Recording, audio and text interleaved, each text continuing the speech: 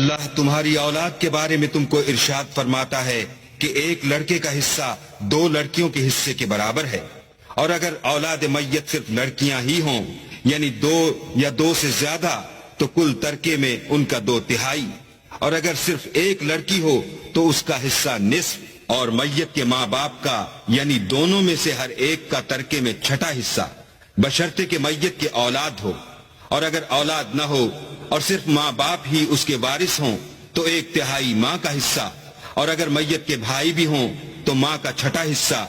اور یہ تقسیم ترکہ میت کی وصیت کی تعمیل کے بعد جو اس نے کی ہو یا قرض کے ادا ہونے کے بعد جو اس کے ذمے ہو عمل میں آئے گی۔